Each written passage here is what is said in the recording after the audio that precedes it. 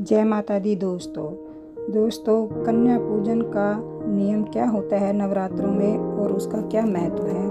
कौन कौन से नियम हमें अपनाने चाहिए। अष्टमी या नवमी के दिन कन्या पूजन की परंपरा है। कन्याओं को आदरपूर्वक बुलाया जाता है, उनकी पूजा की जाती है और फिर भोजन कराया जाता है। कन्या पूजन के बाद ही नवरात्रि पूजा पूर्ण मानी जाती है।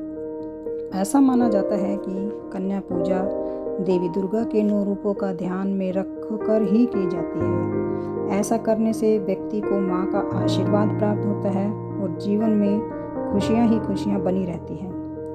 कन्या पूजन करते समय कुछ नियमों का पालन करना चाहिए और इन नियमों का पालन करने पर ही पूजा पूर्ण होती है।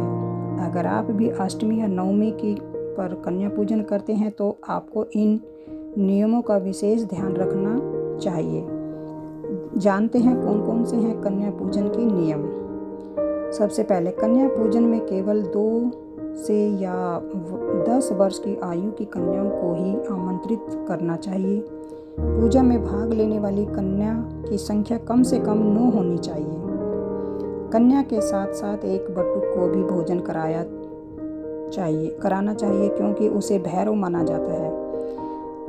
इस दिन किसी भी कन्या का अपमान ना करें और ना ही भोजन करने के लिए जबरदस्ती करें। कन्या पूजन से एक दिन पहले ही कन्याओं को निमंत्रण दें और उन्हें घर के पूर्व दिशा में बिठाएं। इस दिन कन्याओं की भी पूजा करें और उनके माथे पर लाल कुमकुम जरूर लगाएं।